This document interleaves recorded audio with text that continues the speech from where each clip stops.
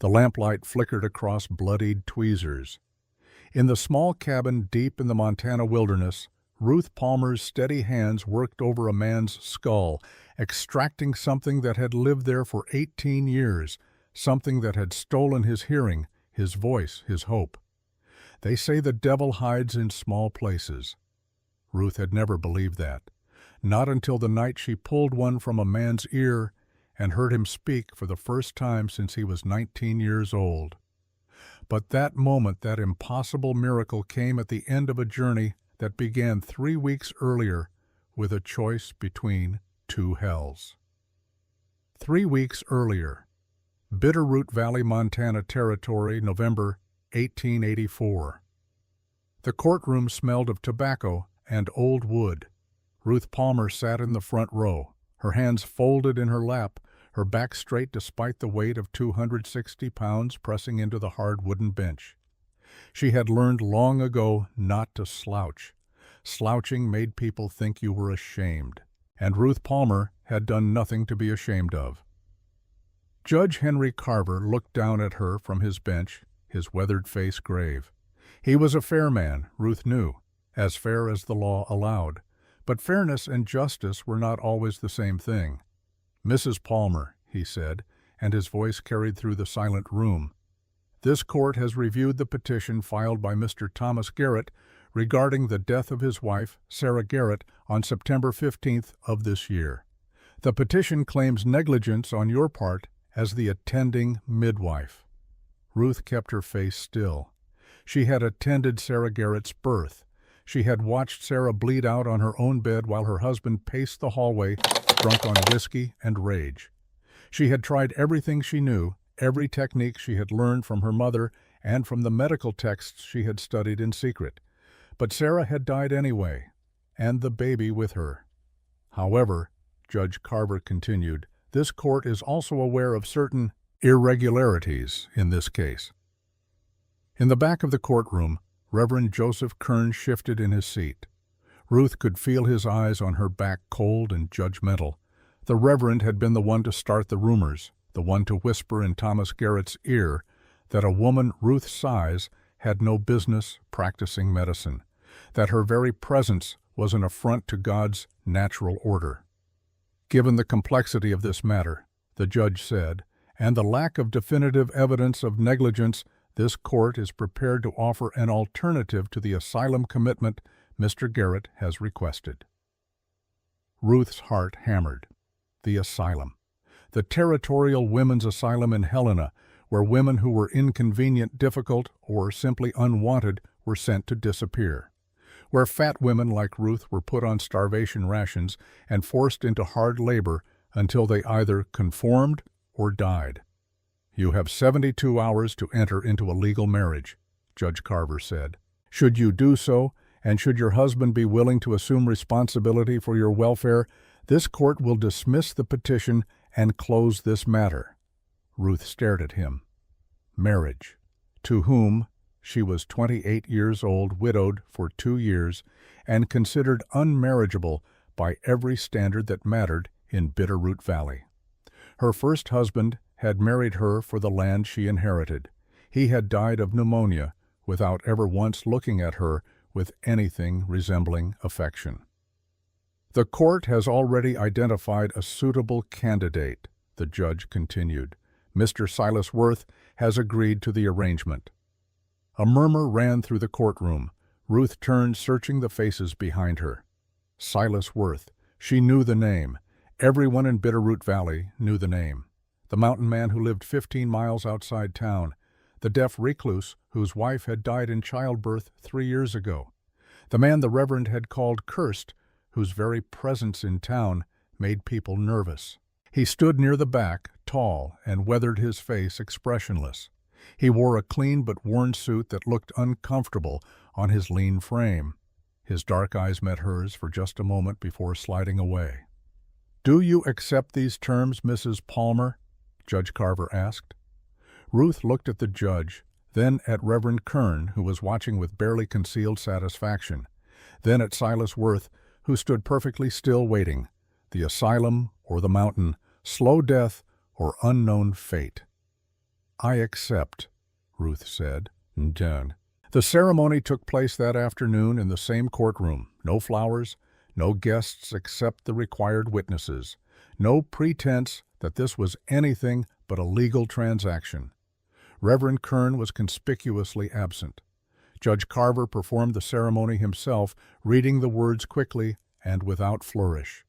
Ruth repeated her vows in a voice that did not shake. Silas Worth said nothing. He simply nodded when prompted, his jaw tight. "You may kiss the bride," Judge Carver said. Silas hesitated. For a long moment Ruth thought he might refuse. Then he leaned down and brushed his lips against her cheek. Quick, perfunctory, cold. "Congratulations," the judge said, though his tone suggested condolences might be more appropriate. As they left the courthouse, Thomas Garrett stood on the steps, his face red with drink and fury. "This isn't over," he said to Ruth.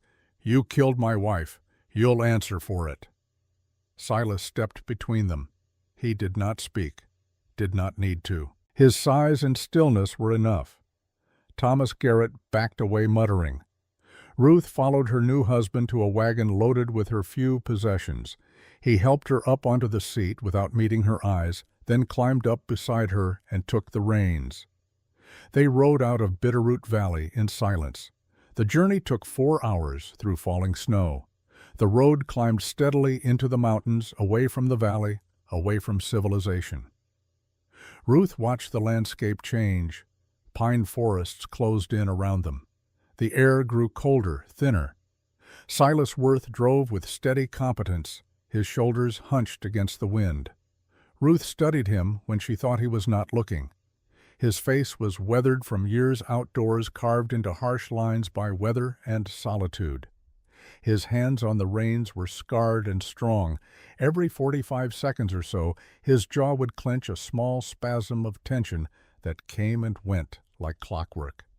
She tried speaking to him once, asking about the route. He did not respond, did not even turn his head. Deaf, she reminded herself. He cannot hear you. But she noticed something strange. When the horse stumbled slightly on a patch of ice, Silas corrected immediately, as though he had felt the shift through the reins before it happened. When a branch cracked in the forest to their left, he did not react at all.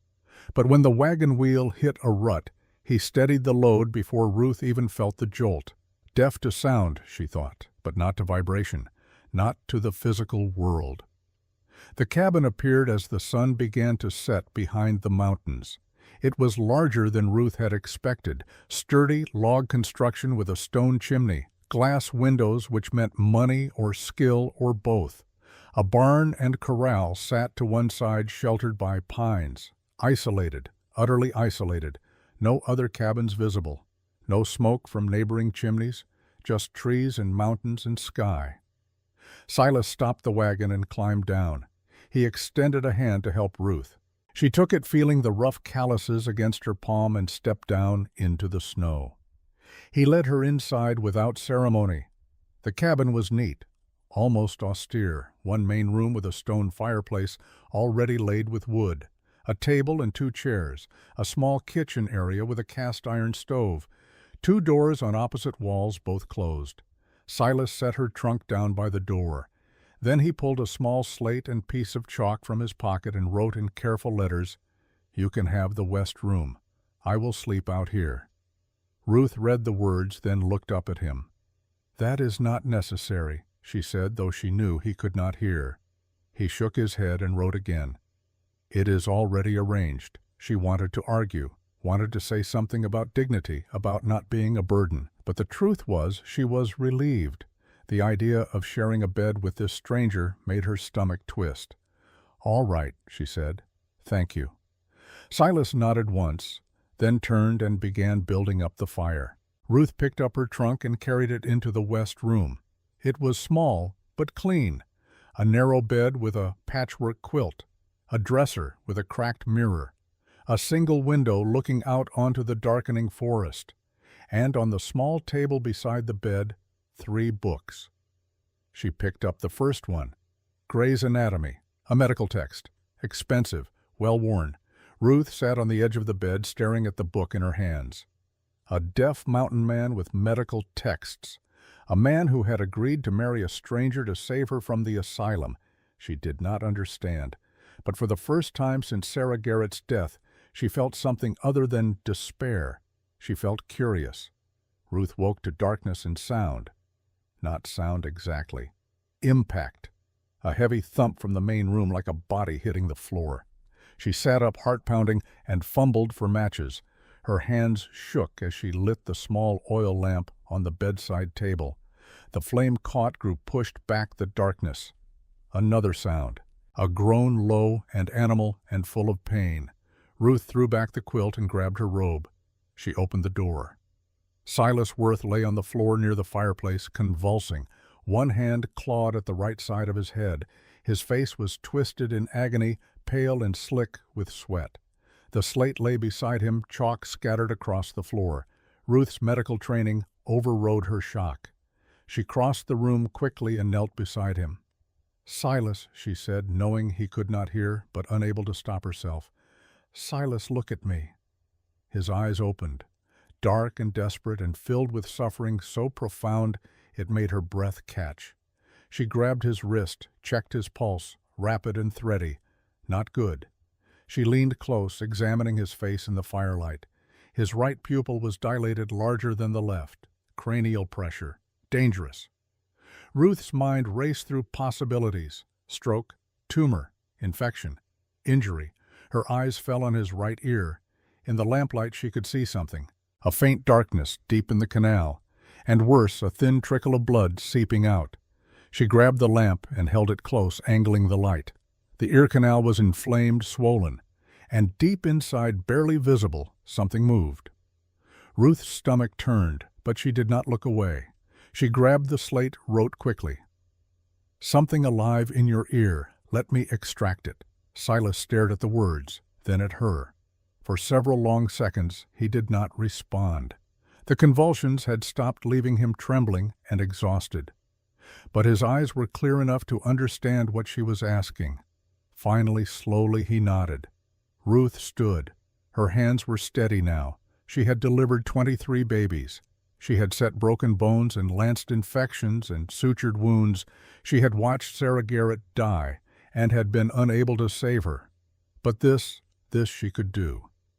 She moved to the kitchen, built up the fire in the stove, set a pot of water to boil. While it heated, she gathered supplies.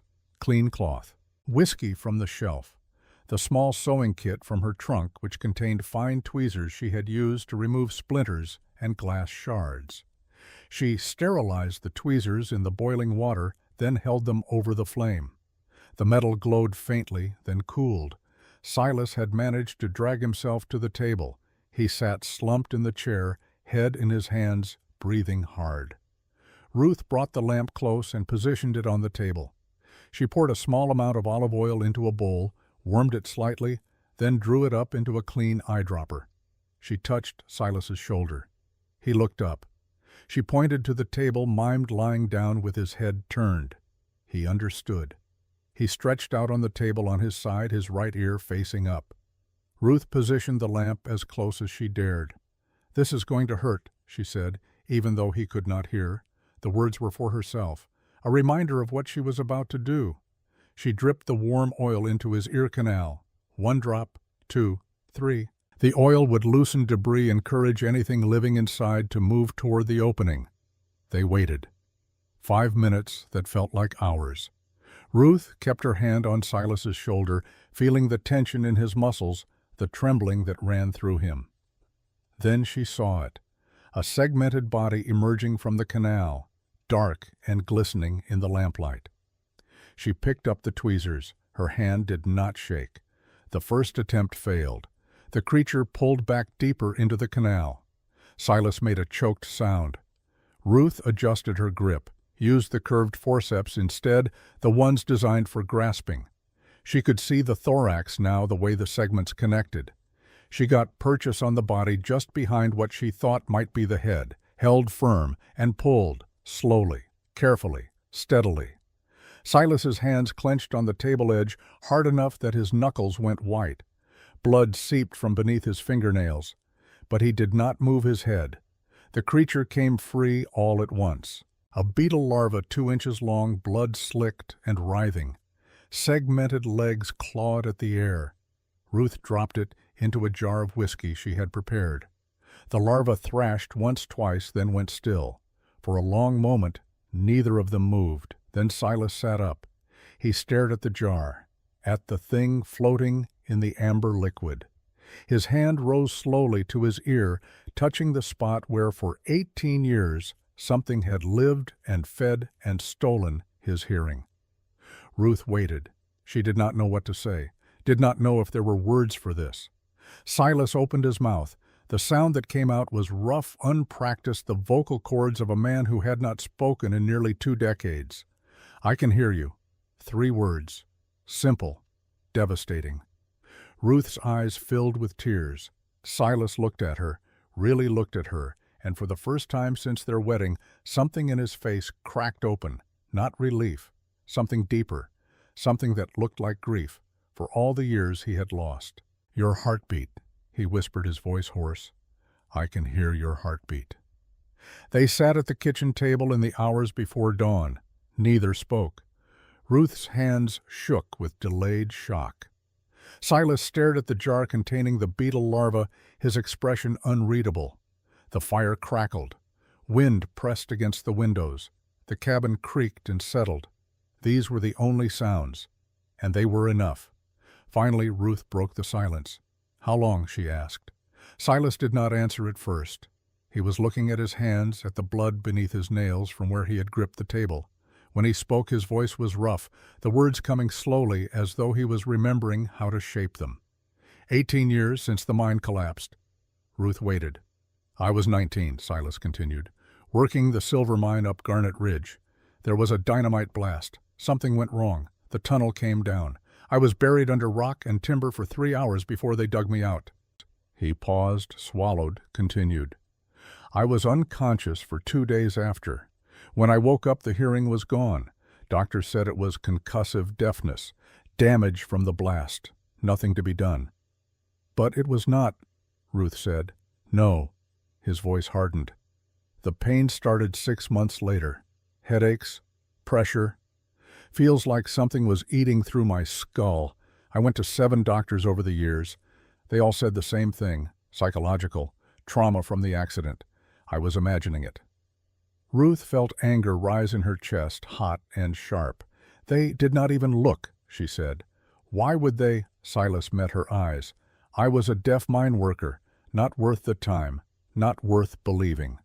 Ruth thought of Sarah Garrett, of the way the Reverend had dismissed her findings, her concerns, her professional judgment, of being called incompetent, negligent, dangerous, of being blamed for a death she could not have prevented. She understood. "Why did you agree to marry me?" she asked. "You could have hired any healer. You did not need a wife." Silas was quiet for a long moment. When he spoke, his words were careful, deliberate. "Because Reverend Kern announced from the pulpit that you killed Sarah Garrett through incompetence. Because he said a woman your size had no business pretending to practice medicine." He looked at her directly. "I have spent 18 years being told my pain is not real. I know what it feels like when people decide you do not matter, when they look at you and see only what is wrong, not what is true." He reached for the slate, wrote slowly, "I thought maybe you would listen, instead of just looking and seeing, broken." Ruth read the words, understood what he was saying, what he was not saying. This man had married her not despite her weight, not despite the scandal, not despite anything. He had married her because he understood what it meant to be dismissed, to be invisible, to have your suffering ignored because you did not fit the shape of what people wanted to see. "I listened," she said quietly. "I believed you, and I was right to." Silas smiled. It was a small smile, tentative and unpracticed, but it was real. "Yes," he said, "you were." They sat in silence again, but this time it was different, comfortable. The silence of 2 people who had found something unexpected, understanding. Ruth woke late the next morning to the smell of coffee. She dressed quickly and emerged from the west room to find Silas at the stove cooking eggs and bacon with careful concentration. He heard her footsteps, actually heard them. He turned, and the wonder on his face was like watching a child discover something magical. "Good morning," he said.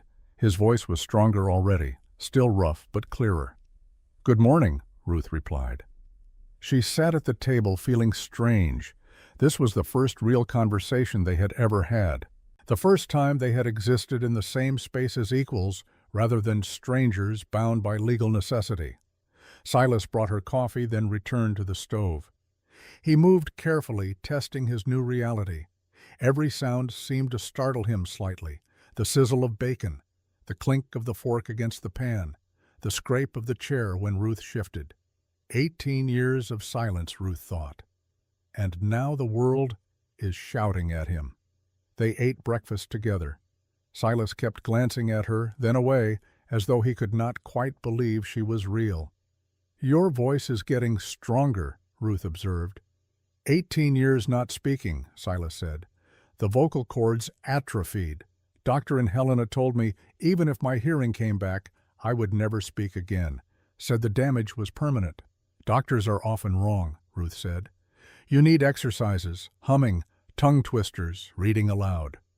Silas looked at her with something that might have been hope. "Will you teach me?" he asked. Ruth felt something shift in her chest, something warm and unexpected. "That is what you married me for," she said. "Medical help." Silas set down his fork. He looked at her for a long moment. "That," he said quietly, "and something else."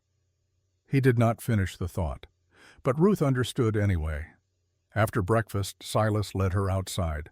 The snow had stopped during the night, leaving the world clean and white and silent. He walked to the back of the cabin where a small fenced area stood beneath a pine tree. A grave. Simple wooden cross. The inscription read, "Grace Eleanor Worth, 1861 to 1881, beloved wife." Ruth stood looking at the grave. Silas stood beside her, his hands in his pockets. "I married before," he said. His voice was quiet. "Grace was everything, kind, patient. She did not care that I could not hear. We had 3 good years." He paused. Ruth waited. "She got pregnant. Winter of 81. We were happy, but the labor started early. I rode to town for the midwife. The snow was bad. By the time I got back with Mrs. Henderson, Grace had been in labor 19 hours. His voice tightened. She died. The baby, too. Breech birth. Cord wrapped around the neck. Mrs. Henderson tried everything, but it was too late." Ruth felt her chest constrict. She knew this story, knew how it ended, had lived a version of it herself with Sarah Garrett. "Reverend Kern was there," Silas continued. "He said Grace died because God was punishing me, that my affliction, the deafness, was a mark of sin, and Grace paid the price for my transgression. That is not how medicine works." Ruth said, her voice sharp with anger.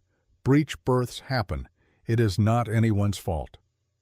"Try telling Bitterroot Valley that," Silas said. "The Reverend convinced everyone, said I was cursed. The town voted that I could not live within town limits.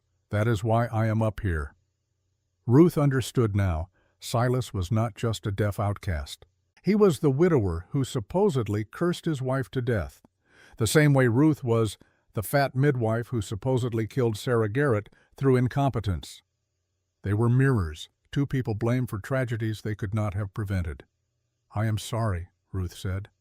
"About Grace, about what they did to you." "I am sorry about Sarah Garrett," Silas replied, "about what they did to you." They stood together in the snow, 2 survivors of other people's cruelty, and something passed between them. Not love, not yet, but recognition, the beginning of something that might become trust. Over the next 3 days, Ruth examined Silas's ear carefully. She cleaned the wound, applied honey-based poultices to prevent infection, checked for any remaining debris. The extraction site was inflamed and tender, but healing. But she found something that troubled her. The scar tissue pattern in the ear canal suggested not one infection, but multiple episodes over years, as though the beetle larva had gone through cycles of activity and dormancy, or as though there had been more than one. She did not mention this to Silas yet, did not want to worry him until she was certain. Instead, she focused on his recovery. His hearing improved each day, though it remained imperfect. Some frequencies were clearer than others. He struggled with soft sounds, with differentiating multiple voices. But he could hear. After 18 years, he could hear. His voice strengthened too. Ruth gave him exercises, made him read aloud from the medical texts he kept. The practice was good for both of them. Silas relearned how to speak. Ruth learned advanced anatomy she had never studied formally. They worked side by side at the table in the evenings, lamplight falling across the pages of Gray's Anatomy, their shoulders nearly touching. Sometimes Silas would pause in his reading to look at her wonder still evident on his face. "I never thought," he said one night, "that I would have this again. Conversation. Company. Someone who does not look at me with pity or fear. I never thought I would have a partner who respected my skills," Ruth replied. "My first husband tolerated my interest in medicine. He never understood it, never valued it." "Then he was a fool," Silas said simply. Ruth felt heat rise in her face. She was not accustomed to compliments, not about her abilities, not about anything. "Thank you," she said quietly. They were building something, she realized, not a marriage in the traditional sense, but a partnership, an alliance of two people who understood what it meant to be dismissed and who had chosen to see each other clearly. It was fragile, new, but it was real. On the fourth day, the visitor came. Ruth was hanging laundry in the cold morning air when she heard the horse. She turned to see a rider approaching up the mountain trail. Deputy Owen Fletcher, uncomfortable in his saddle, his breath misting in the cold. Silas emerged from the barn, alerted by the sound of hoofbeats. He moved to stand beside Ruth, protective without being possessive. Deputy Fletcher reined in his horse and nodded to them both. He looked embarrassed. "Mr. Worth, Mrs. Worth, I apologize for the intrusion." "State your business, Deputy," Silas said. His voice was still rough but clear enough. Fletcher blinked, clearly surprised that Silas could speak. "I have a message from Reverend Kern," he said, pulling a folded paper from his coat. "He requests Mrs. Worth's presence at Sunday service. Says she owes the congregation a public accounting for Sarah Garrett's death." Ruth felt ice settle in her stomach. "She owes them nothing," Silas said flatly. "Reverend says if she does not come, he will petition Judge Carver to annul the marriage. Claims you only married to avoid the asylum, which makes it fraud." Fletcher looked genuinely apologetic as he said it. Ruth's hands clenched. If the marriage was annulled, she would go straight to the asylum. Everything they had built in these 4 days would disappear. "I will go," she said. "Ruth." Silas turned to her, his expression alarmed. "You do not have to." "Yes, I do," she said. "If I do not, Reverend Kern wins. He destroys me without ever having to face me." "He will destroy you if you go. You will stand in front of the entire town and let him humiliate you." Ruth met his eyes. "I have been humiliated before," she said. "I can survive it. What I cannot survive is running, hiding, letting him control me through fear." Silas held her gaze for a long moment. She could see the conflict in his face, the desire to protect her, warring with the understanding that she had to fight her own battles. Finally he nodded. "Then I will come with you," he said. "You are banned from town," Ruth reminded him. "I do not care." Deputy Fletcher cleared his throat. "Actually, Mr. Worth, the ban was lifted last year. Judge Carver ruled it unconstitutional. You are welcome in town, though I would not say you would be welcomed if you understand my meaning." Silas smiled grimly. "I understand perfectly." Sunday morning came too quickly. Ruth dressed in her best dress, the one she had worn to marry Silas. It was plain, but clean, sturdy fabric that did not pretend to be anything other than what it was. Silas wore his suit, the same one from the wedding. They looked like what they were. Two people preparing for battle. The ride to Bitterroot Valley took 3 hours. They did not speak much. Silas kept glancing at Ruth, his concern evident. Ruth kept her eyes on the road ahead, her mind reviewing everything she wanted to say. The church was packed, every pew full, people standing in the back. All of Bitterroot Valley had turned out to witness Ruth Palmer Worth's humiliation. Reverend Joseph Kern stood at the pulpit, his face grave and righteous. He was a handsome man in his mid-50s, silver-haired and dignified. The kind of man people trusted instinctively. The kind of man who could destroy a reputation with a few well-chosen words. Ruth walked down the center aisle, Silas beside her. Whispers followed them. She heard the words clearly now. Fat, fraud, killer, cursed. She kept walking. She took a seat in the back pew. Silas sat beside her close enough that their shoulders touched. A silent statement of solidarity. Reverend Kern began his sermon. "Brothers and sisters," he said, his voice carrying through the church with practiced ease, "we gather today to address a cancer in our community. Mrs. Ruth Palmer Worth stands accused by grieving widower Thomas Garrett of malpractice, resulting in his beloved Sarah's death." Ruth's heart hammered, but she kept her face still. "This woman," Kern continued, "who lacks moral discipline in her own life, presumed to practice medicine without training, without certification, without God's blessing. The result was tragedy. A young wife dead, an unborn child lost, a family destroyed."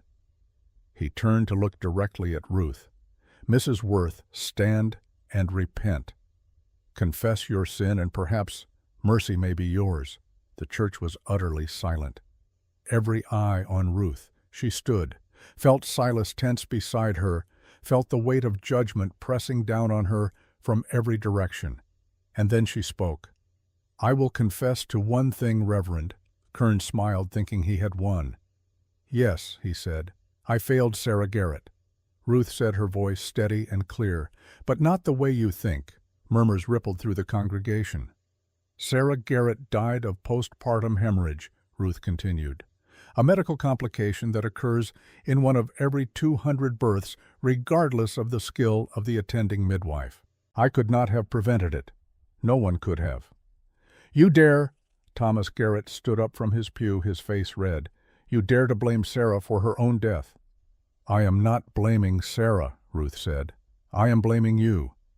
Gasps, shocked silence. "I failed Sarah because I did not notice the bruises on her arms," Ruth said. "I did not ask why she flinched when you entered the room during labor. I did not question why a wealthy woman insisted I deliver her baby at home in secret instead of at the hospital in Helena." She pulled a small notebook from her pocket, her medical notes. "Sarah Garrett was not dying from childbirth complications," she said. "She was dying from months of internal injuries, old fractures, scarring, damage that had nothing to do with pregnancy and everything to do with repeated violence." Thomas Garrett's face went white. "She had a fractured rib that punctured her liver during the final contractions," Ruth continued. "That is what killed her. Not my incompetence, your brutality." Pandemonium, people shouting. Thomas Garrett lunging forward only to be held back by other men. Reverend Kern trying to restore order, his face furious. Ruth stood in the center of the chaos, her heart pounding, but her voice unwavering. "I have documented everything," she said. "Every bruise, every old injury, every symptom. And I am requesting a formal medical examination of Sarah's remains. Let a real doctor review the evidence. Let the truth speak." She looked directly at Reverend Kern. "Unless you would prefer to keep hiding the truth, Reverend, unless you would rather blame a fat midwife than address the violence in your own congregation." Kern's face was purple with rage, but he could not speak, could not refute her, could only watch as his carefully constructed narrative crumbled. Ruth sat down. Silas immediately took her hand, his grip firm and warm. She had done it. Declared war. There would be consequences, terrible ones probably, but she had spoken the truth, and that mattered more than safety. As the congregation erupted in argument and accusation, as Thomas Garrett was dragged from the church still shouting, as Reverend Kern tried desperately to regain control, Ruth and Silas sat together in the back pew. Two people against a town, two voices against a chorus of judgment, but they were not afraid, not anymore. They left the church as the sun began to set, the congregation still in chaos behind them. No one stopped them. No one even looked at them. Ruth climbed into the wagon, her hands shaking now that the adrenaline was fading. Silas took the reins and guided the horse back toward the mountain road. They were a mile outside town when Ruth finally spoke. "I think I just declared war," she said. Silas glanced at her, and to her surprise, he was smiling. "Good," he said. "You will need an ally." He reached into his coat and pulled out a folded telegram, handed it to Ruth. She unfolded it, read the words in the fading light. Dr. Margaret Hayes, Women's Medical College, Philadelphia. Arriving Bitterroot Valley, December 10th. Ready to examine Grace Worth's remains. Judge Carver. Ruth stared at the telegram.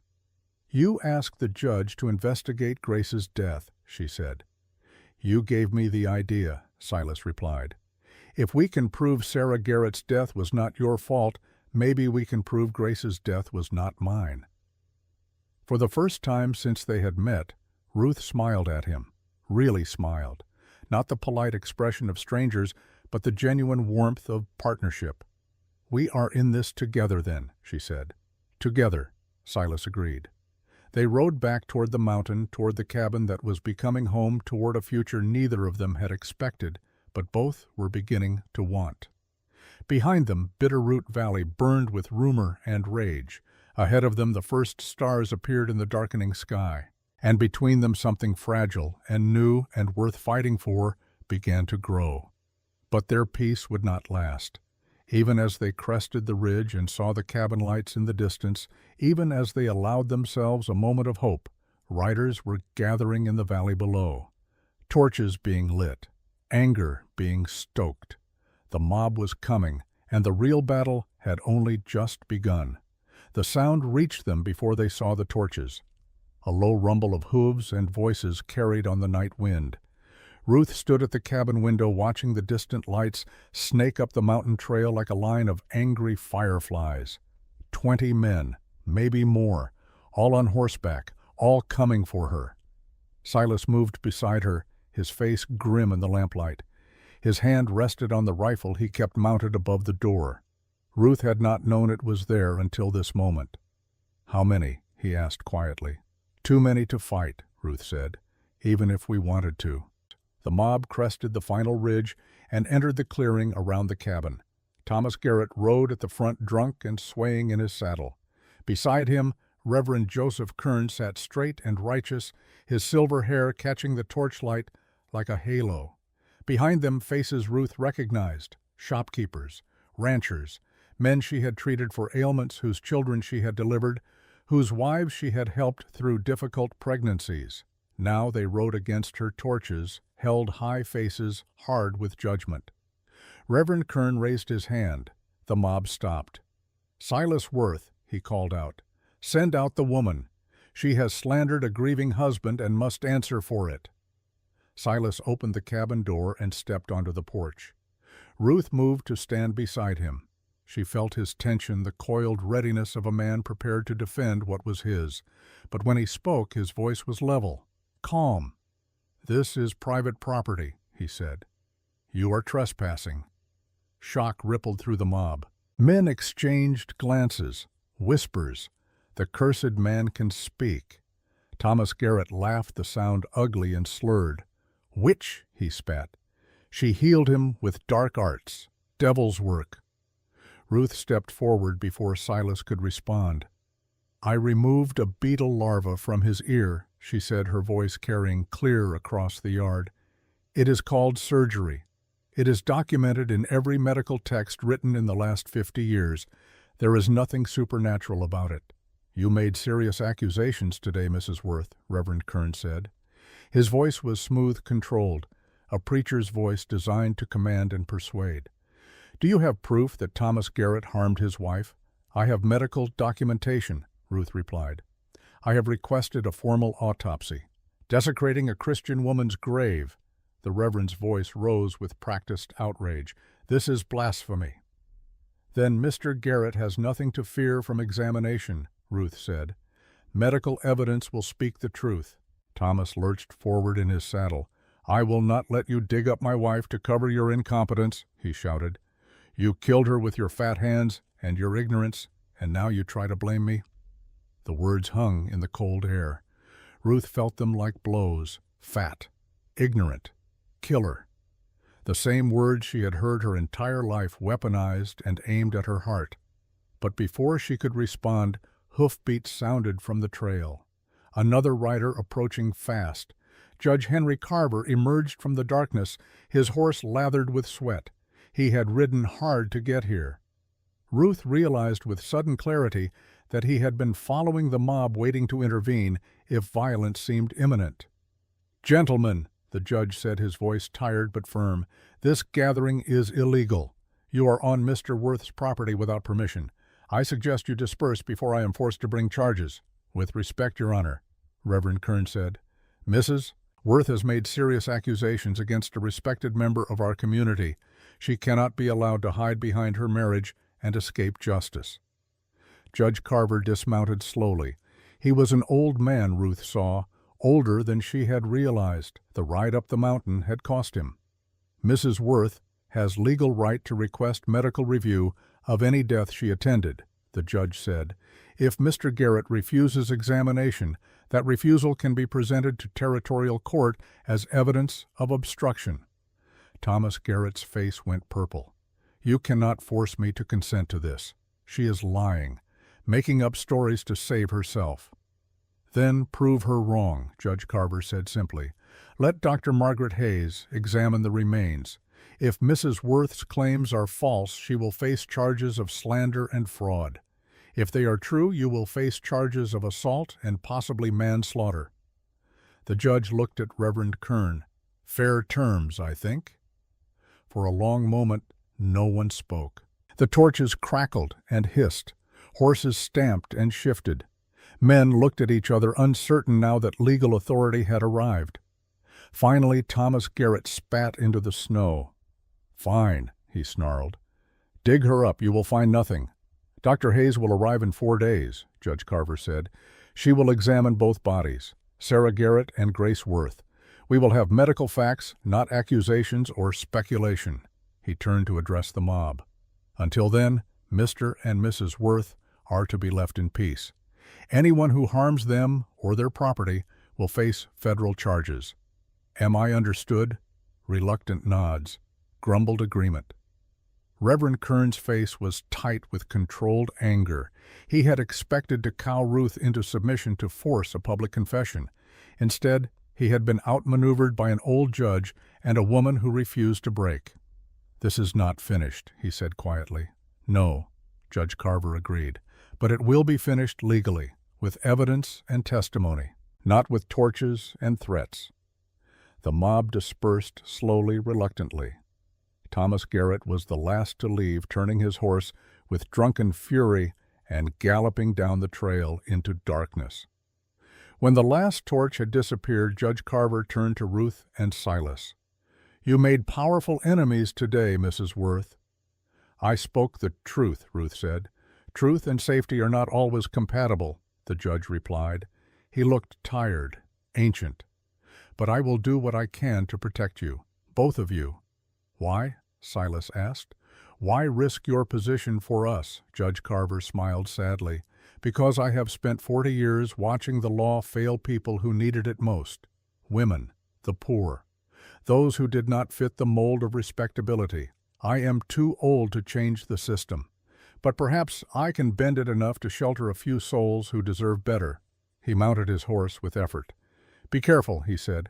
"Reverend Kern is more dangerous than Thomas Garrett. Garrett is a brute, but Kern is intelligent, calculating. He will not come at you directly. He will find another way." The judge rode away, leaving Ruth and Silas alone in the clearing. Inside the cabin, Ruth collapsed into a chair. Her hands shook with delayed reaction.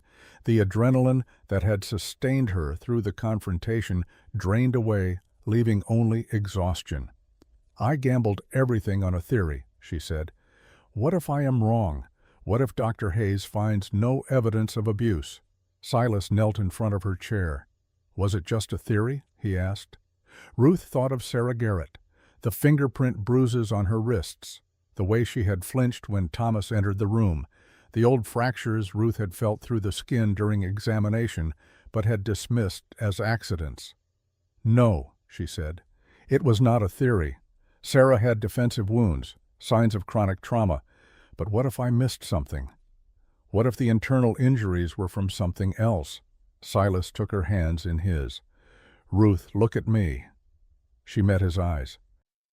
"I spent 18 years being told my pain was not real," he said, "that I was imagining it, that I needed to accept my brokenness and stop seeking help.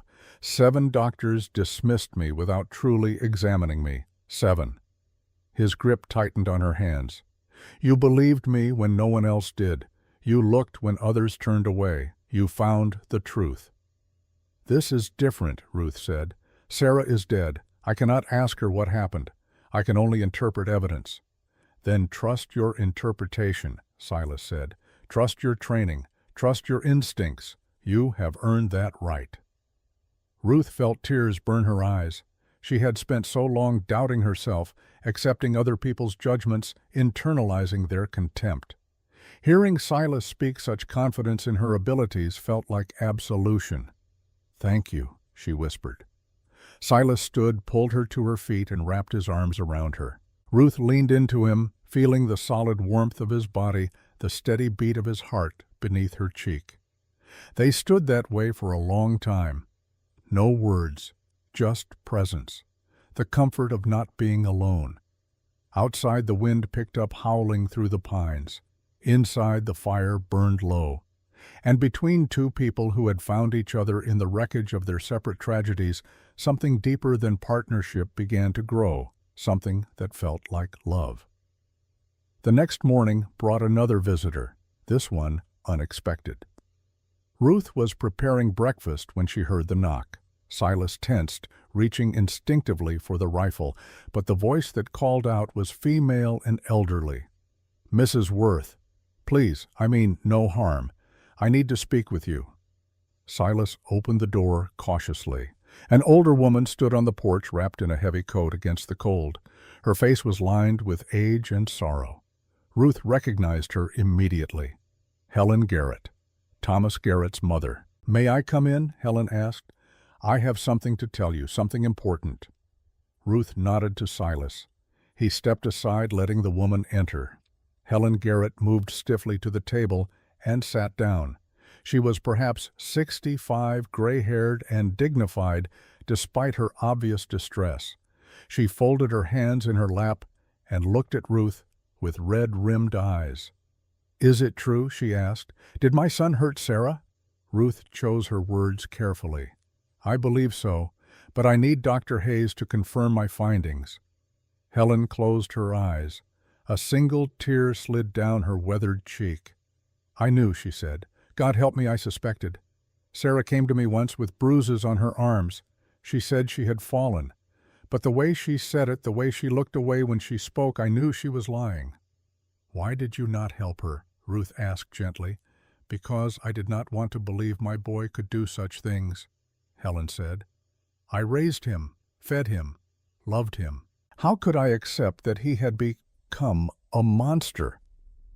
She pulled a handkerchief from her pocket, pressed it to her eyes. "But that is not why I came. I came to tell you something about Reverend Kern, something Sarah told me before she died." Ruth and Silas exchanged glances. "What did she tell you?" Ruth asked. Helen took a shaking breath. "Sarah confessed to me that she was having an affair with Joseph Kern." The words fell like stones into still water. "The Reverend," Ruth said. "It started a year ago," Helen continued. "Sarah came to him for counseling. Her marriage was difficult.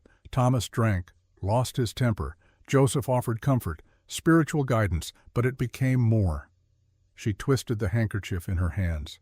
"Sarah got pregnant. She did not know if the baby was Thomas's or Joseph's. She was terrified. She went to Joseph for help." Helen looked up, met Ruth's eyes. "He gave her herbs, said they would calm her nerves, help her sleep. But I think he was trying to end the pregnancy." Ruth felt ice settle in her stomach. "Abortifacients," she said. "I do not know the medical term," Helen said, But Sarah was bleeding before labor started. She told me the herbs made her sick, made her cramp, but she kept taking them because Joseph told her to trust him. Ruth's mind raced. Abortifacient herbs in late pregnancy would cause contractions, potentially trigger premature labor, and in high doses could cause hemorrhaging. The bleeding during labor, Ruth said slowly. It was not just from delivery complications. She was already hemorrhaging from the herbs. Helen nodded miserably. I think Joseph tried to end the pregnancy and failed. The baby was too far along, and when Sarah went into labor, the damage was already done. Why did you not tell anyone? Silas asked. Because Sarah made me promise, Helen said. She was ashamed, afraid. She did not want anyone to know about the affair. And after she died, I thought, what good would it do? She was gone. The baby was gone. Speaking would only destroy more lives. She looked at Ruth. But then I heard what you said in church, how you were blamed for Sarah's death, how Joseph stood in the pulpit and called you incompetent, and I realized he is letting you take the blame for what he did. Do you have proof? Ruth asked. Anything in writing. Helen reached into her coat and pulled out a small leather-bound book. Sarah's diary. She wrote everything. The affair, the pregnancy, the herbs Joseph gave her, everything. She handed the book to Ruth. I want you to have it. Use it to clear your name. Use it to make Joseph answer for what he did. Ruth took the diary with trembling hands. This changed everything. If Sarah had documented the affair, the herbs, the hemorrhaging, it would prove that Ruth had not caused her death, that Reverend Kern had. Thank you, Ruth said. This took courage. No, Helen said. Courage would have been helping Sarah when she was alive. This is just atonement. She stood to leave. Will you testify? Ruth asked. When Dr. Hayes arrives, Helen hesitated, then nodded. Yes, I will tell the truth, all of it. Even if it destroys my family's reputation, Sarah deserves that much. After Helen left, Ruth opened the diary with shaking hands. Page after page of Sarah Garrett's neat handwriting, confessions, fears, desperate prayers, and detailed descriptions of the herbs Reverend Kern had given her. Pennyroyal, black cohosh, tansy, all known abortifacients, all dangerous in high doses. Silas read over her shoulder. He killed her, he said quietly. Maybe not intentionally, but he gave her poison, and it killed her. And then he blamed me, Ruth said, stood in the pulpit and called me incompetent to hide his own guilt. Anger burned in her chest, hot and righteous. We have to tell Judge Carver, she said. We will, Silas agreed. But first we prepare. When Dr. Hayes arrives, we give her everything. Medical notes, diary, testimony. We build a case so strong that even Reverend Kern cannot talk his way out of it. Ruth nodded. They had 4 days until Dr. Hayes arrived. 4 days to document everything, to prepare their evidence, to make sure the truth could not be denied. They worked without rest. Ruth reviewed her medical notes on Sarah Garrett's delivery, adding observations she had dismissed at the time. The old bruises, the way Sarah had whispered, "Please do not tell Thomas," when Ruth asked about injuries. The bleeding that had started before full labor. Silas helped her organize the information, his veterinary training giving him insight into anatomy and physiology.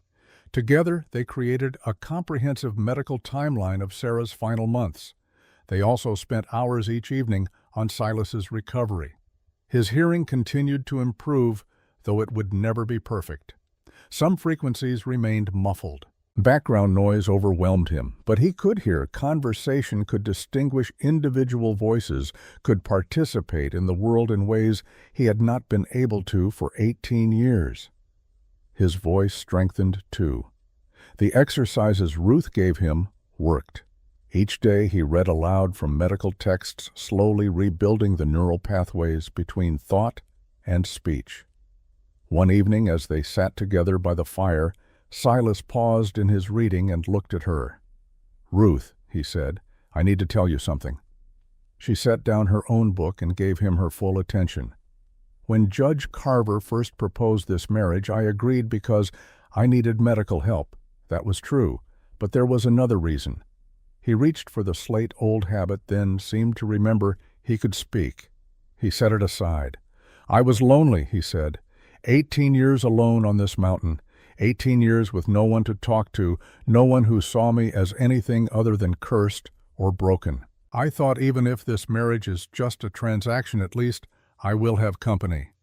He looked at her directly. But somewhere between the extraction and the church confrontation and sitting here reading together, it stopped being a transaction, at least for me. Ruth's heart hammered. "What are you saying?" she asked quietly. "I am saying that I am grateful you pulled that beetle from my skull, but I am more grateful for everything that came after, for your courage, your intelligence, your refusal to accept other people's judgments, for you." He took her hand. "I know this started as mutual survival, but I would like it to become something more, if you want that too." Ruth felt tears sting her eyes. She had been married before to a man who had tolerated her existence but never valued her, who had seen her as property, as a burden, as something to be endured. Silas saw her as a partner, an equal, someone worth choosing. "I want that," she said. "I want this to be real." Silas smiled, not the tentative expression he had worn before, but something full and genuine and beautiful. He leaned forward slowly, giving her time to pull away if she wanted. But Ruth did not pull away. She met him halfway. The kiss was gentle, tentative. The kiss of two people learning each other for the first time. When they pulled apart, both were smiling. "I have never been kissed like that," Ruth said. "Like what?" Silas asked. "Like I matter." Silas cupped her face in his scarred hands. "You matter more than you know." They sat together by the fire, holding each other as the night deepened around them. Outside, winter pressed against the windows. Inside, warmth and hope and the beginning of love. Dr. Margaret Hayes arrived on December 10th, exactly as promised. She came in a hired carriage accompanied by Judge Carver and a young assistant who carried her medical equipment. She was a formidable woman. 45 years old, stern-faced with steel-gray hair pulled into a tight bun.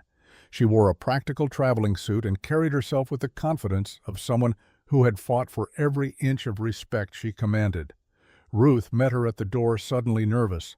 This woman was everything Ruth aspired to be: educated, certified, recognized. What if Dr. Hayes found Ruth's theories baseless? What if 18 years of self-education meant nothing compared to formal training? But Dr. Hayes extended her hand with a firm grip and a small smile. "Mrs. Worth, Judge Carver has told me about your case. I am intrigued." They worked together for 2 days, first examining Grace Worth's remains, which required exhuming the grave behind the cabin. It was grim work. Silas stood at a distance, unable to watch. Dr. Hayes worked methodically, documenting everything. Ruth assisted handling instruments, taking notes, learning from every observation. "After 6 hours, Doctor." Hayes straightened and removed her gloves. "Grace Worth died of postpartum hemorrhage secondary to placental abruption," she said. "The fetus was breached with nuchal cord entanglement, double complication, either one of which could have been fatal." She looked at Silas, who had finally approached. "Mr. Worth, there is nothing in these remains that suggests curse or divine punishment. This was medical tragedy. Mrs. Henderson, the attending midwife, did everything correctly with the medical knowledge available in 1881. You could not have prevented this. No one could have." Silas stood very still. Ruth saw his throat work, saw the tears that filled his eyes. 18 years, he said hoarsely. 18 years I thought I killed her." "You did not," Dr. Hayes said firmly. "You loved her. You tried to get help. You did everything a husband could do. Her death was not your fault." Silas turned away, overcome. Ruth went to him, wrapped her arms around him as he wept. Not the quiet tears from before, but deep, wrenching kisses. Grief and relief and the release of guilt he had carried for so long. Dr. Hayes watched with sympathy, then tactfully moved away to give them privacy. When Silas had composed himself, they turned their attention to Sarah Garrett. The exhumation of Sarah Garrett's body was performed in Bitterroot Valley under Judge Carver's supervision. Thomas Garrett was required to attend his face a mask of fury and fear. Dr. Hayes worked with the same methodical precision. Ruth assisted again, this time with Helen Garrett present as witness. The examination took most of a day. When Dr. Hayes finally emerged from the makeshift examination room in the courthouse, her face was grave. "Multiple healed fractures," she announced to the assembled witnesses. 3 ribs, left radius, right clavicle, all between 6 months and 1 year old at time of death. She consulted her notes. Extensive internal scarring, evidence of repeated blunt force trauma to the abdomen, and most significantly, a lacerated liver that shows signs of both old and new damage. "Meaning what?" Judge Carver asked. "Meaning Mrs. Garrett had been systematically beaten for months before her death. The final labor contractions caused the damaged liver to rupture completely, resulting in internal hemorrhaging that would have been impossible to stop without surgical intervention." Dr. Hayes looked at Thomas Garrett. "Mrs. Worth did not kill your wife, Mr. Garrett. You did." Thomas lunged forward. Sheriff Fletcher and 2 deputies restrained him. "Lies!" he screamed. "All lies. She was clumsy. She fell. She was always falling." "The fracture patterns are inconsistent with falling," Dr. Hayes said coldly. "They are consistent with defensive injuries and direct blows." She turned to Judge Carver. "There is one more thing. Chemical analysis of tissue samples shows high levels of pennyroyal oil and other compounds consistent with abortifacient herbs. Someone gave Mrs. Garrett these substances in the weeks before her death." Ruth pulled out Sarah's diary and handed it to the judge. "Sarah documented everything," she said, "including who gave her the herbs." Judge Carver read the diary in silence. His face grew darker with each page. Finally he looked up. "Sheriff Fletcher, you are to arrest Reverend Joseph Kern immediately. Charges include administering dangerous substances without medical license, adultery, and accessory to manslaughter." The sheriff nodded and left with his deputies. Thomas Garrett stopped struggling. All the fight went out of him. "The Reverend," he said. "Joseph Kern gave Sarah poison. He gave her abortifacients," Dr. Hayes said, "likely attempting to end a pregnancy, but Mrs. Garrett was too far along. The herbs triggered premature labor and caused additional hemorrhaging that, combined with her existing injuries, proved fatal." She looked at Thomas without sympathy. "Your wife died because 2 men harmed her. You with your fists, Reverend Kern with his herbs and his lies. Mrs. Worth tried to save her and could not. The blame lies with you, not her." Reverend Joseph Kern was arrested during evening service. He did not resist, did not protest, simply stood from the pulpit and allowed himself to be led away in chains. The trial began 2 weeks later. All of Bitterroot Valley crowded into the courthouse to witness the fall of their spiritual leader. Ruth sat in the front row beside Silas, their hands clasped together. Dr. Hayes sat on her other side, ready to provide expert testimony. The prosecutor was thorough. He presented Sarah's diary, reading passages aloud. The affair, the pregnancy, the fear, the herbs Reverend Kern had given her with promises they would help. He called Dr. Hayes, who testified about the medical evidence, the abortifacients in Sarah's tissue, the damage they had caused, the impossibility of Ruth preventing death once the hemorrhaging started. He called Helen Garrett, who testified through tears about Sarah's confession, about the Reverend's manipulation, about the guilt of staying silent. And finally he called Ruth. She took the stand with her medical notes in hand, answered questions about Sarah's delivery, about the symptoms she had observed, about the limitations of medicine in a home birth situation. "Did you cause Sarah Garrett's death?" the prosecutor asked. "No," Ruth said clearly. "I did everything possible to save her, but she had been poisoned and beaten. No midwife could have prevented her death under those circumstances." Yet Reverend Kern publicly blamed you. "Yes, he stood in the pulpit and called me incompetent, called me negligent, tried to have me committed to an asylum." Why do you think he did that? Ruth looked directly at Reverend Kern to hide his own guilt, to deflect blame onto someone that society already looked down on, a fat woman, an uneducated midwife, someone no one would defend. But you defended yourself. Yes, because Sarah Garrett deserved the truth, and because I was tired of being invisible. The prosecutor nodded satisfied. During cross-examination, Reverend Kern's lawyer tried to discredit Ruth, questioned her training, suggested she was lying to save herself, but Dr. Hayes's testimony stood. Medical evidence did not lie. When the defense rested, everyone expected Reverend Kern to maintain his dignified silence. But as the prosecutor began his closing argument, Kern suddenly stood. "Enough," he said. His lawyer tried to stop him, but Kern shook him off. "She is twisting everything," he said, his voice rising. "Sarah came to me because her husband was a monster. I was trying to help her." "Reverend Kern," Judge Carver warned, "I advise you to sit down and consult with your attorney." But Kern could not stop. 18 months of secrets and guilt came pouring out. "The herbs were supposed to ease her pain. I did not know she was that far along.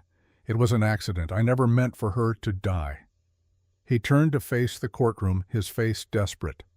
"And yes, I blamed that woman because someone had to take responsibility. You think I could admit I caused this? My reputation, my ministry, everything I built, all of it would be destroyed." "Reverend Kern," his lawyer said urgently, "stop talking." But Kern was beyond reason now. "I am not a murderer. I was trying to help. Sarah loved me. She came to me willingly. The affair was her idea. And when she got pregnant, she begged me to fix it. What was I supposed to do? Let her bear a bastard ruin both our lives?" Judge Carver banged his gavel. "Reverend Kern, you are confessing to multiple crimes in open court." Kern seemed to realize what he had done. The color drained from his face. He sat down heavily, his hands shaking. The courtroom erupted in shocked whispers. Judge Carver called for order, then addressed the jury. "Gentlemen, you have heard a confession. I instruct you to consider it as evidence along with all medical testimony and documentation." The jury deliberated for less than an hour. Guilty on all charges. Reverend Joseph Kern was sentenced to 15 years hard labor. Thomas Garrett, tried separately, received 10 years for assault. All charges against Ruth Palmer Worth were dismissed with a formal apology from the court. The weeks following the trial were strange. Bitterroot Valley divided into factions. Some people apologized to Ruth, shamefaced and sincere. Others avoided her, unable to admit they had been wrong. A few continued to whisper that she had somehow seduced both the Reverend and Silas, that she was more dangerous than anyone realized. Ruth found she did not care. Their opinions no longer had power over her. She and Silas returned to the mountain cabin. Winter deepened. Snow fell, and in the isolation and quiet, they built something neither had expected. A real marriage, not a transaction, not an arrangement, but a partnership based on respect and growing affection. On New Year's Eve, they sat together by the fire. The cabin was warm. A simple meal sat on the table. No champagne, no celebration, just the two of them. "Ruth," Silas said, "I need to ask you something." She looked at him, curious. "Our marriage started as survival," he said. "You needed escape from the asylum. I needed medical help. Fair trade." He took her hand. But somewhere along the way, it became something else. For me, at least. It became real. You became the person I think about when I wake up, the person I want to share my thoughts with, the person whose smile makes me happy. He paused, searching for words. "I am asking if you want to stay married, not because the law says you must, not because you have nowhere else to go, but because you choose to, because you choose me." Ruth felt her throat tighten. She thought of her first husband who had married her for land and had never once asked what she wanted, who had treated her as an obligation. Silas was offering her choice, agency, the power to decide her own future. "I have been chosen before," she said quietly. "My first husband chose me because I came with property. He tolerated me but never saw me, never valued me." She reached up, cupped Silas's weathered face in her hands. You see me, not my size, not my failures, just me. The person I am underneath all the judgment and shame, she smiled through tears. So yes, I choose this, I choose you, I choose us. Silas kissed her. Not the gentle tentative kiss from before. This was deeper, more certain. The kiss of two people who had found each other against impossible odds and were determined to keep what they had built. When they pulled apart, both were smiling. I love you, Silas said. I do not know when it happened, but I do. I love you too, Ruth replied. Even though you are stubborn and overprotective and read anatomy texts too slowly. He laughed, the sound warm and genuine. They held each other as the old year gave way to the new, as midnight passed unmarked except by the beating of their hearts, as the future opened before them with possibilities they had never imagined. The letter arrived in early January, official stationery from the Women's Medical College of Philadelphia. Ruth opened it with shaking hands, read the elegant script, then sat down heavily. Dr. Hayes had nominated her for admission. The college was accepting applications for the fall term. If Ruth was interested, Dr. Hayes would sponsor her, provide recommendations, help with the process.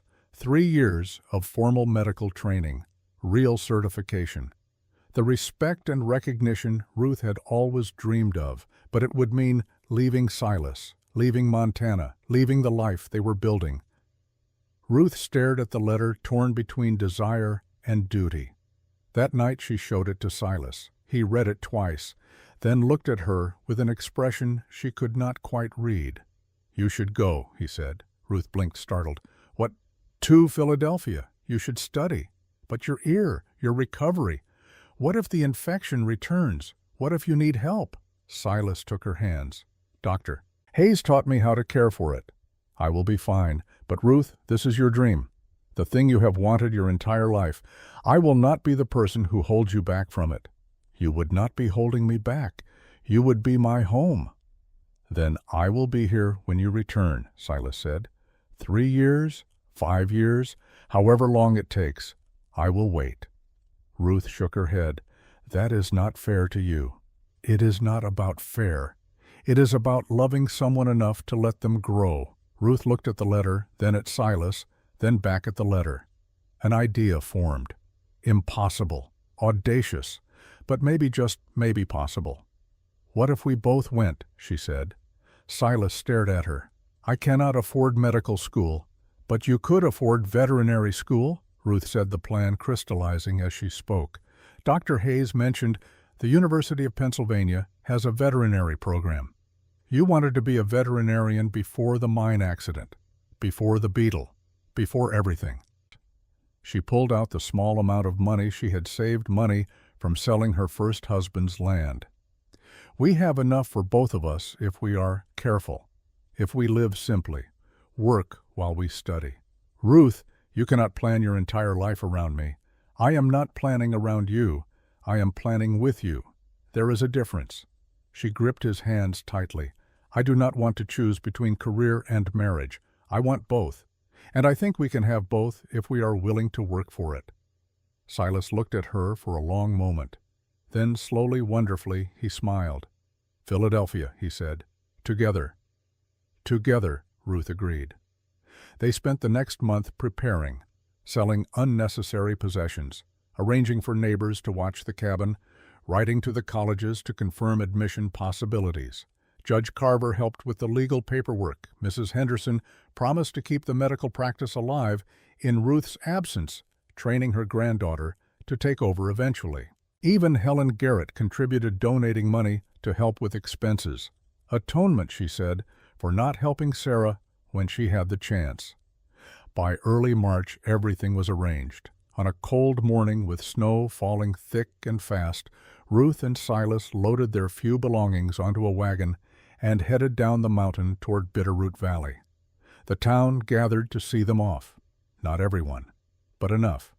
People who had come to respect Ruth's courage, to admire Silas's resilience, to hope that maybe change was possible.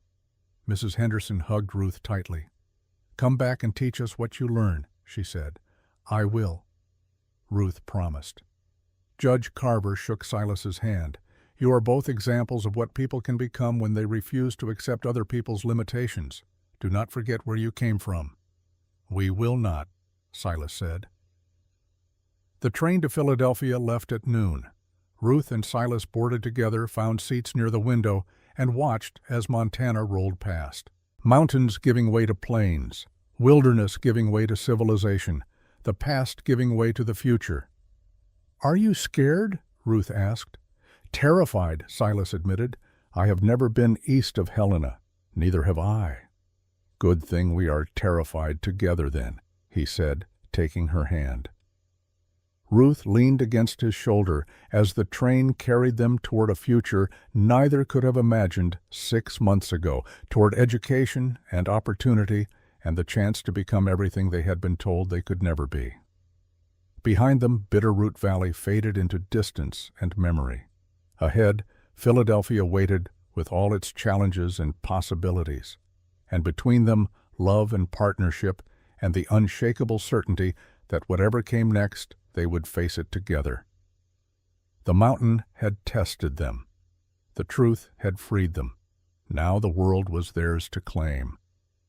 Philadelphia in winter was nothing like Montana. The city pressed in from all sides, buildings stacked on buildings, people crowding the streets, noise and smoke, and the constant clatter of progress. Ruth and Silas arrived in March of 1885 with 2 trunks and enough money to last 3 months if they were careful.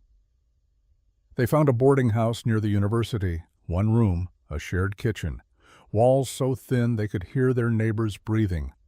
It was the hardest 3 years of Ruth's life, and the best. The Women's Medical College did not welcome her with open arms. She was older than most students, self-taught rather than classically educated, and fat in a profession that valued the appearance of discipline and control. Her anatomy professor told her the first week that women had no place in medicine, that their emotional nature made them unsuitable for the rigors of scientific study, that Ruth in particular should consider a career in nursing instead. Ruth passed his final exam with the highest marks in the class. The obstetrics professor dismissed her theories about postpartum hemorrhaging, said her experience with Sarah Garrett had clearly traumatized her into seeing complications where none existed. Ruth wrote a paper on recognizing signs of domestic violence in pregnant patients. It was published in the American Journal of Obstetrics 3 months later. The surgery instructor told her she lacked the physical strength required for operating. Ruth assisted in 23 successful surgeries her 2nd year, performed her first solo appendectomy her 3rd year. The patient lived. Every day was a battle, every lecture a test, every clinical rotation an opportunity to prove herself. Ruth fought for every inch of respect she gained, and she gained it. Silas had his own struggles. The University of Pennsylvania veterinary program accepted him, but made clear he was a charity case, an older student with limited formal education and a history of disability. They expected him to fail. He did not fail. He worked nights at the stockyards to pay expenses, studied during breaks, practiced surgical techniques on cadavers until his hands moved with the certainty of muscle memory. His professors were surprised by his knowledge. He had spent years treating animals on the mountain, learning through trial and necessity. What he lacked in theory, he compensated with practical experience. By the end of the 1st year, they stopped treating him like charity. By the end of the 2nd year, they were asking his opinion on difficult cases. Through it all, Ruth and Silas held each other up. On nights when Ruth came home in tears from another professor's cruelty, Silas reminded her why she was fighting. When Silas doubted whether he belonged in a classroom, Ruth showed him how far he had already come. They studied together at their small table, ate cheap meals and dreamed of the future, made love quietly in their narrow bed, while the city rumbled around them. And slowly, impossibly, they both succeeded. Ruth graduated in May of 1888, 7th in her class of 30 women. Dr. Margaret Hayes stood in the audience crying with pride. Silas graduated 2 weeks later, first in his class of 12 veterinary students. Judge Carver had sent a telegram of congratulations that Silas kept folded in his pocket. They stood together outside the university on graduation day, diplomas in hand, credentials earned through blood and sweat, and stubborn refusal to quit. "We made it," Ruth said wonderingly. "We did," Silas agreed. Dr. Hayes approached them with an offer. A position for Ruth at Philadelphia Women's Hospital, good salary, opportunity to work with the best doctors in the country. Ruth was tempted. Philadelphia had given her education recognition respect she had never known in Montana. But that night, lying beside Silas in their boarding house room, she thought about what they had left behind. The mountain cabin, the wide sky, the people who needed doctors but could not afford the train fare to cities. "Silas," she said into the darkness, "do you want to stay here?" He was quiet for a long moment. "Philadelphia gave us everything we needed," he said finally, "but it is not home." "No," Ruth agreed, "it is not." Judge Carver wrote last month, said Bitterroot Valley has not had a proper doctor since old Doc Miller died. They are desperate. Ruth thought about the town that had once driven them out, the same town that had gathered to see them off 3 years ago with hope in their eyes. "If we go back, we do it on our terms," she said. "I want a real clinic, not a room in someone's house, a proper medical facility." "I want a veterinary practice that serves ranchers," Silas said, "not rich people's pets." "We would be starting from nothing." "We have done harder things," Silas pointed out. Ruth smiled in the darkness. "We have, haven't we?" The decision was made. They were going home. Bitterroot Valley in June of 1888 looked both the same and utterly different. The railroad had brought growth. New buildings lined Main Street. New families had settled. The town had doubled in size, but some things had not changed. The mountains still rose against the sky. The valley still stretched wide and green, and the people still needed healing. Judge Henry Carver met them at the train station. He had aged in 3 years, moved slower, breathed harder, but his smile was genuine and warm. "Dr. Worth," he said, shaking Ruth's hand. "Dr. Worth," he said to Silas, shaking his as well, "welcome home." The title felt strange and wonderful. Dr. Worth. Not Mrs. Worth, the midwife.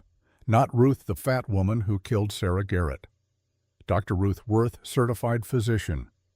Building the clinic took 4 months. The town council donated land. Helen Garrett donated funds. Local ranchers provided labor. Even Sheriff Fletcher helped hammering nails alongside former doubters who had decided Ruth deserved a second chance. The clinic opened in October. 3 examination rooms, a small surgical suite, a ward with 6 beds for patients who needed overnight care, and above it all, living quarters for Ruth and Silas. Silas established his veterinary practice in a converted barn on the edge of town, large enough for horses and cattle, clean and well-equipped, the first proper animal hospital in Montana Territory. Patients came slowly at first. People who remembered the scandal were cautious. But when Mrs. Henderson sent her pregnant granddaughter to Ruth, when the ranchers saw Silas save a prize breeding mare, everyone else had given up on word spread. By winter, the clinic was busy. Ruth treated everything from broken bones to pneumonia to difficult births. She hired Mrs. Henderson as her assistant, teaching the older woman advanced techniques while learning from her decades of practical experience. Silas's practice thrived as well. Ranchers rode from 3 counties to consult him.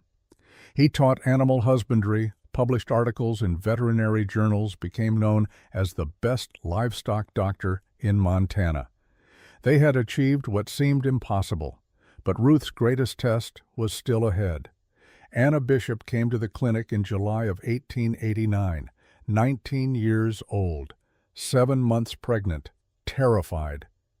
Ruth recognized the signs immediately. The way Anna flinched at sudden movements, the defensive bruising on her arms, the careful way she moved protecting her abdomen. "Mrs. Bishop," Ruth said gently, Are you safe at home?" Anna's eyes filled with tears. "My husband," she whispered. "He drinks, gets angry. I am afraid he will kill the baby. Or me." Ruth felt ice in her veins. She was seeing Sarah Garrett all over again. Young, pregnant, trapped. But this time Ruth had power she had not possessed 3 years ago. "You do not have to go back to him," Ruth said. "The law says I belong to my husband," Anna said hopelessly. "I have nowhere else to go." "There are ways," Ruth said carefully, "if you want help, if you are willing to leave everything behind and start over." Anna looked up, hope and fear warring in her expression. "What kind of ways?" That night Ruth met with Mrs. Henderson and 3 other women in the back room of the clinic. They called themselves the Valley Women's Circle. Publicly, they organized church socials and quilting bees. Privately, they ran an underground network helping women escape abusive marriages. "Can we get her out?" Ruth asked. Mrs. Henderson nodded. "We have done it before. We can do it again. But it has to look legitimate. Husband cannot suspect or he will hunt her down." They planned carefully. Anna would give birth at the clinic. Ruth would list complications that required Anna to stay for extended recovery. During that time, they would arrange transport to Oregon, create new identity papers, find her placement with a sympathetic family. Anna's husband would be told his wife and baby died in childbirth. There would be a funeral, an empty coffin, grief he would be expected to display publicly, and Anna would live, would raise her child in safety, would have the chance Sarah Garrett never got. The plan worked perfectly. Anna delivered a healthy baby girl in late August. Ruth created false death certificates. The circle arranged a convincing funeral. Anna's husband wept at the graveside, genuinely grieving or genuinely relieved, Ruth could not tell which. 3 days later, Anna and her daughter were on a train west with new names and new lives. Ruth kept Anna's real medical records hidden. Evidence of the abuse, documentation of the escape, insurance in case anyone ever questioned the death. Silas found Ruth in the clinic that night staring at the false death certificate she had signed. "I just committed fraud," she said. "I could lose my medical license." Silas sat beside her. "You saved 2 lives. That is what doctors do." "Lawyers would not see it that way." "Then we do not tell lawyers," he said simply. "We keep the secret. We live with the weight of it. And we accept that sometimes healing requires breaking rules." Ruth looked at him. "You are not concerned." "I am terrified," Silas admitted, "but I am also proud. You saw a woman in danger and you helped her. You gave her what no one gave Sarah, a choice, a chance. That matters more than any law." Ruth leaned against him, drawing strength from his certainty. "I hope Anna finds happiness," she said. "She will," Silas said. "Because of you, she will." In late August of 1889, Ruth discovered she was pregnant. The realization hit her during a routine examination of another patient. The nausea she had been attributing to stress, the fatigue, the tender breasts. All symptoms she had seen in hundreds of other women. She was 6 weeks along, which meant the baby would arrive in late April or early May. Ruth sat alone in the examination room after the patient left, staring at her own hands. These hands that had delivered 23 babies in Philadelphia, 57 in Bitterroot Valley. Hands that had saved lives and eased suffering and proven her competence again and again. But now those hands were shaking, because all she could think about was Sarah Garrett bleeding out on white sheets. Grace Worth dying in childbirth while her husband rode desperately for help, the fragility of life, the randomness of death. She told Silas that night, watched his face transform from confusion to understanding to pure joy. "A baby," he breathed. "Ruth, we are going to have a baby." "I am terrified," she said. His smile faded. "Why, because women die in childbirth. I have seen it. I have failed to prevent it. What if I cannot save myself? What if our child grows up without a mother because I could not do for myself what I do for others?" Silas pulled her into his arms. "You are the best doctor in Montana. You have delivered hundreds of babies successfully. You know more about childbirth than anyone in this territory." "I cannot treat myself. I cannot be objective about my own body."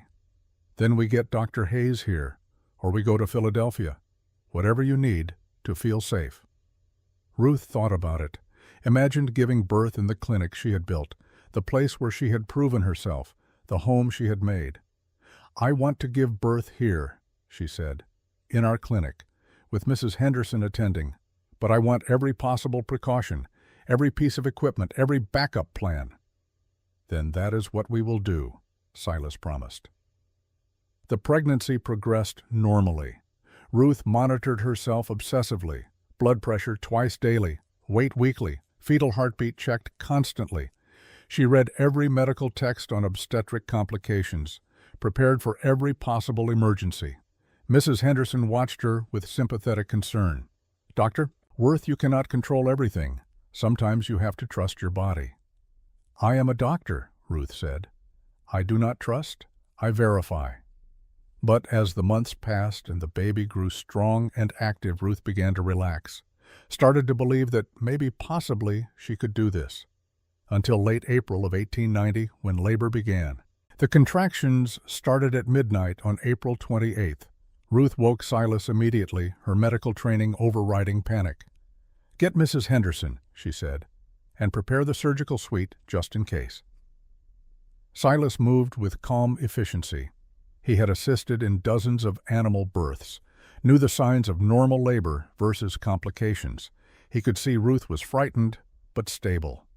Mrs. Henderson arrived within the hour, examined Ruth carefully. "Everything looks normal," she said. "Baby is in good position. Contractions are regular. This should be straightforward." But labor was not straightforward. 18 hours in the baby was posterior, face up instead of face down, making descent slower, more painful. Ruth knew the statistics. Posterior presentation increased risk of maternal exhaustion, fetal distress, potential need for intervention. "We need to rotate the baby," she gasped between contractions. "I can try," Mrs. Henderson said. "I will do it," Ruth said. "I know the technique." She talked herself through the internal rotation, medical knowledge overriding pain. Her hands, so steady when treating others, shook slightly as she worked on herself, but it worked. The baby rotated. Descent resumed. 4 hours later, at 2 in the afternoon on April 29th, Ruth gave birth to a healthy baby boy.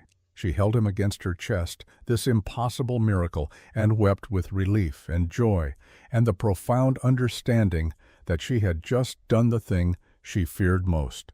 She had survived childbirth, not because she was lucky, because she was skilled and prepared and refused to let fear win. Silas stood beside the bed, tears streaming down his face. "We have a son," he said wonderingly. "We have a son." Ruth agreed. They named him Samuel Hayes Worth, middle name honoring the mentor who had believed in Ruth when no one else did. Samuel was healthy and loud and perfect. Ruth recovered quickly, her medical knowledge guiding her through postpartum care. And for the first time since Sarah Garrett's death, Ruth felt at peace with childbirth. She had not conquered it, had not eliminated its dangers, but she had faced it and survived and brought new life into the world. That was enough. 6 months after Samuel's birth, a visitor arrived at the clinic. Thomas Garrett, released from prison on compassionate grounds. He was dying. Consumption had ravaged his body, leaving him skeletal and weak.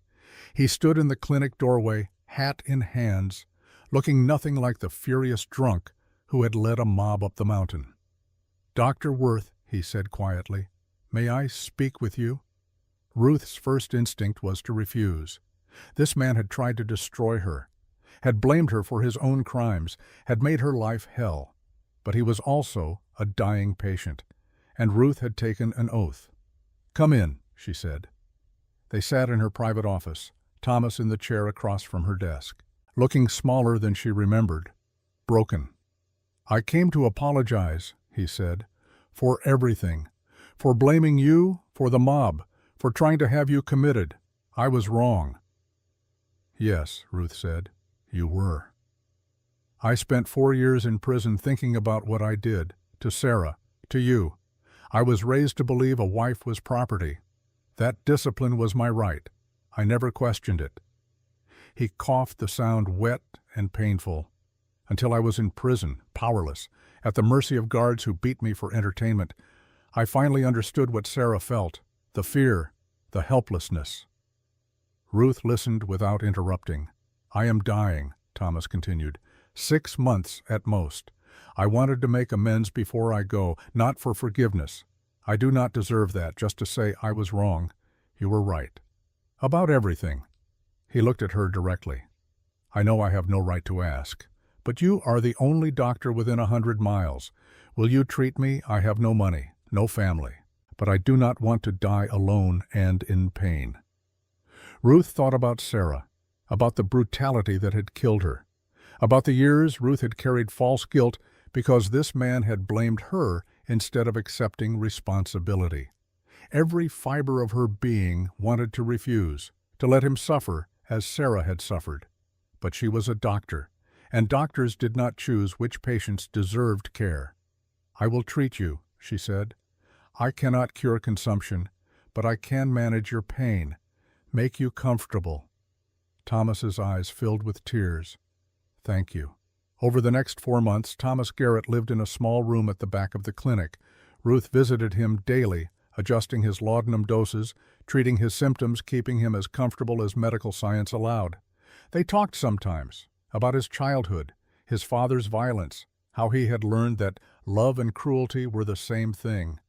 Ruth did not forgive him, but she understood him, saw him as a product of broken systems, broken men raising broken sons in an endless cycle. Understanding did not excuse his actions, but it gave context, made him human instead of monster. Thomas died in July of 1890. His last words to Ruth were simple. "Thank you for seeing me as human, even when I did not deserve it." Ruth stood at his bedside after he passed, looking at the peaceful expression on his wasted face. Silas found her there an hour later. "Are you all right?" he asked. "I do not know," Ruth admitted. "I did the right thing treating him, but I do not know if that makes me strong or weak." "It makes you compassionate," Silas said. "You separated the person from their actions. You gave mercy without condoning harm. That is not weakness. That is the hardest kind of strength." Ruth leaned against him, drawing comfort from his steady presence. "He was still a terrible person," she said. "Yes," Silas agreed. "But you were a good doctor, and that matters." In August of 1890, a letter arrived from the Women's Medical College, an invitation to present at the National Medical Conference in Philadelphia. Topic: treatment of chronic mastoiditis through foreign body extraction. Ruth read the letter 3 times, hardly believing it. "They want me to present Silas's case to 200 doctors." "You should do it," Silas said immediately. "It means going to Philadelphia, leaving the clinic for 2 weeks. Mrs. Henderson can manage, and I can come with you. We can bring Samuel, make it a family journey." Ruth looked at the invitation again. This was recognition, validation, proof that her work mattered beyond Bitterroot Valley. "All right," she said. "We go." The conference was held in February of 1891. Ruth stood before 200 physicians, only 3 of them women, and presented her findings. She detailed Silas's 18-year history of pain and hearing loss, the 7 misdiagnoses, the beetle larva extraction, the recovery process, the medical implications. Her conclusion was simple but revolutionary. Listen to your patients. Pain is not psychological just because you cannot immediately identify the cause. Absence of obvious pathology does not mean absence of suffering. If a patient tells you they are in pain, believe them. Examine thoroughly, look deeper, save lives. The audience was silent when she finished. Then one doctor in the back began to applaud, then another. Then the entire room rose in standing ovation. Dr. Margaret Hayes sat in the front row, openly crying with pride. After the presentation, young doctors approached Ruth with questions. Patients they had dismissed as hysterical, symptoms they had attributed to imagination. Cases they now wanted to re-examine. One young physician took Ruth's hand. "You may have just saved my patient's life," he said. "I was about to diagnose hysteria. Now I will look again. Actually look." Ruth felt tears sting her eyes. Silas's suffering had meaning. His pain had taught others, had changed medical practice. The conference published her paper in their proceedings. Copies were distributed to medical schools across the country. Ruth Palmer Worth, self-taught midwife from Montana, had changed medicine. They returned to Bitterroot Valley in March. The town gathered at the train station to welcome them home. Not the angry mob from years ago, a genuine celebration. People who respected Ruth's courage, admired Silas's resilience, believed in the healing they provided. Judge Carver was there, frailer than ever, but still standing. "You have made us proud," he said. "Both of you." Mrs. Henderson held baby Samuel, cooing over him. "Town is not the same without you, Dr. Worth. Do not leave us again." Even Sheriff Fletcher approached, looking embarrassed. "I am sorry for the way I treated you years ago. You deserved better." Ruth accepted the apology with grace. Over the next 5 years, the clinic expanded. Ruth trained 3 young women in midwifery and basic medicine. Mortality rates for childbirth dropped to the lowest in Montana Territory. Silas's veterinary practice grew into a teaching facility. He trained 20 students in his methods, published a veterinary textbook that became standard curriculum. Their family grew too. Grace was born in 1892, named for Silas's first wife, honoring her memory while building new joy. Their third child, Henry Carver Worth, followed in 1894, named for the judge whose compassion had given them both a second chance. The women's network Ruth had joined continued its quiet work. 47 women escaped abusive marriages through their help. Ruth kept careful records hidden but documented. In 1896, 8 years after returning to Bitterroot Valley, Ruth stood on the porch of the clinic and looked at what they had built.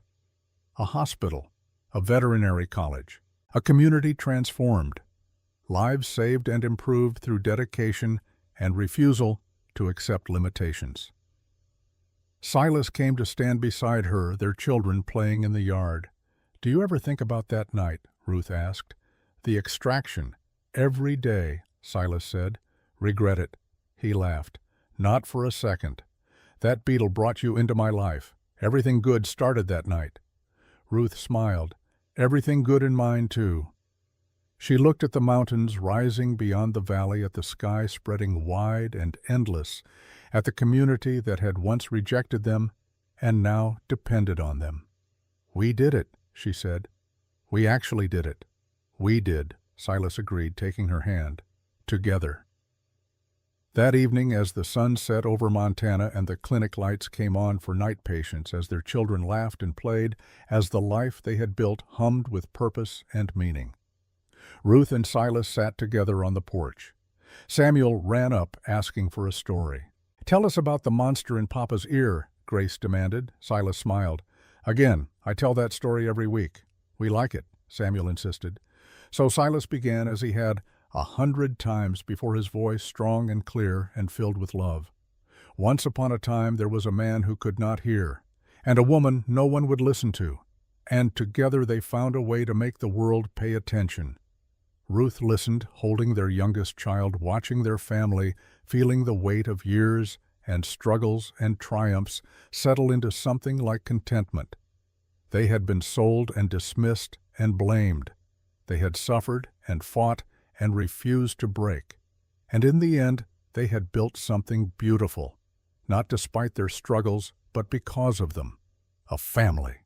A practice, a legacy, proof that 2 people the world tried to discard could become indispensable. As the stars came out and the children's voices filled the evening air and Silas's hand found hers in the gathering darkness, Ruth thought about the girl she had been, the one who believed she was worth exactly $50 and no more, That girl would not recognize the woman she had become. Dr. Ruth Palmer Worth, physician, teacher, mother, partner, worth more than any price, worth everything. And finally, after years of doubt and struggle and fighting for every inch of respect, Ruth believed it too. She was enough. She had always been enough. And she was home. The end.